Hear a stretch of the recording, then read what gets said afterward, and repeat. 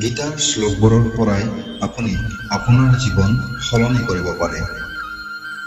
আপুনি যদি গীতাৰ শ্লোকৰ প্ৰকৃত অৰ্থ জানি লয়, তেন্তে আপোনাৰ জ্ঞানৰ পৰিসৰ বৃদ্ধি হোৱাটো একেবাৰে নিশ্চিত।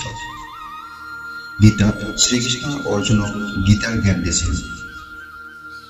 যেতিয়া অৰ্জুনে যুদ্ধক্ষেত্ৰত গৈ নিজৰ আত্মীয়সকলক দেখিছিল, তেতিয়াই অৰ্জুনে সকলো অস্ত্ৰ ত্যাগ কৰি পৰাজয় মানি লৈছিল। লগতে তেওঁ সিদ্ধান্ত লৈছিল যে তেওঁৰ নিজৰ ভাই ভনী আৰু আত্মীয়ৰ বিৰুদ্ধে যুঁজিব নোৱাৰে। সেই সময়তে ভগৱান শ্ৰীকৃষ্ণই অৰ্জুনক নিজৰ ঐশ্বৰিক ৰূপ দেখুৱাই গীতা প্ৰচাৰ কৰিছিল। গীতা উপদেশ ভগৱান শ্ৰীকৃষ্ণ শ্ৰী হৰি বিষ্ণুৰ অৱতাৰ। অধৰ্মক ধ্বংস কৰিবলৈ আৰু ধাৰ্মিকতাক প্ৰতিষ্ঠা কৰিবলৈ তেওঁ পৃথিৱীত অৱতাৰ লৈছিল। ভগৱান শ্ৰীকৃষ্ণৰ লগত জড়িত কাহিনীসমূহত গীতাৰ জ্ঞানক আটাইতকৈ গুৰুত্বপূৰ্ণ অংশ বুলি গণ্য কৰা হয়। পৃথিৱীৰ সকলো বস্তুৰ উত্তৰ গীতাত পোৱা যায়। সেয়েহে সকলোৱে নিজৰ বেয়া আৰু ভাল সময়ত গীতা আবৃত্তি কৰিব লাগে। যিসকলে নাজানে তেওঁলোকক কওক যে ভগৱান শ্ৰীকৃষ্ণই অৰ্জুনক গীতাৰ জ্ঞান দিছিল যেতিয়া তেওঁ সকলো অস্ত্ৰ ত্যাগ কৰি পৰাজয় মানি লৈছিল। লগতে তেওঁ সিদ্ধান্ত লৈছিল যে তেওঁ নিজৰ ভাই ভনী আৰু আত্মীয়ৰ বিৰুদ্ধে যুঁজিব নোৱাৰে। সেই সময়তে ভগৱান শ্ৰীকৃষ্ণই অৰ্জুনক নিজৰ ঐশ্বৰিক ৰূপ দেখুৱাই গীতা প্ৰচাৰ কৰিছিল।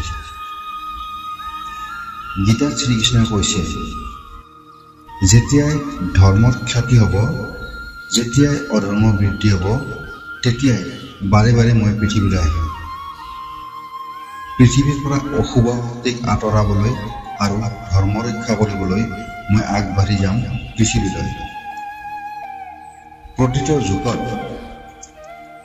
অধৰ্মৰ পৰা ধৰ্মক ৰক্ষা কৰিবলৈ আৰু জনসাধাৰণক ৰক্ষা কৰিবলৈ আৰু ধৰ্মক পুনৰ প্ৰতিষ্ঠা কৰিবলৈ মই আহিম। ভগৱান শ্ৰীকৃষ্ণই গীতাত আকৌ কৈছে,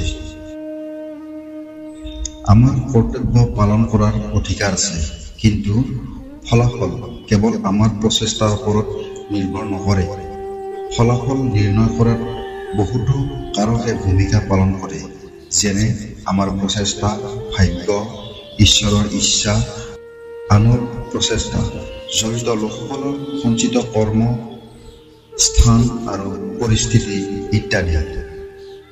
ভগৱান শ্ৰীকৃষ্ণই অৰ্জুনক বুজাইছে যে তেওঁৰ ফলাফলৰ চিন্তা বাদ দি কেৱল ভাল কামত মনোনিৱেশ কৰিব লাগে। সত্যটো হ'ল, যেতিয়া আমি ফলাফলৰ বাবে চিন্তিত নহওঁ, তেতিয়া আমি সম্পূৰ্ণৰূপে আমাৰ প্ৰচেষ্টাত মনোনিৱেশ কৰিবলৈ সক্ষম হওঁ আৰু ফলাফল আগতকৈ ভাল হয়।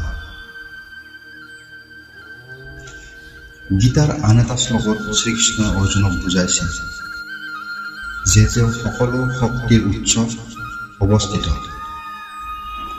হে কুন্তীৰ পুত্ৰ, সূৰ্য আৰু চন্দ্ৰই কেৱল মোৰ পৰাই নিজৰ উজ্জ্বলতা লাভ কৰে।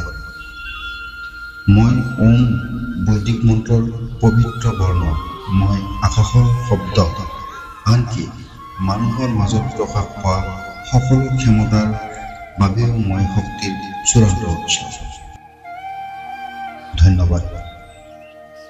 প্ৰিয় দৰ্শক, এই ভিডিঅ'টো যদি ভাল লাগিছে তেনেহ'লে লাইক কৰিব আৰু শ্বেয়াৰ কৰিব। চেনেলটো ছাবস্ক্ৰাইব কৰিব নাপাহৰিব।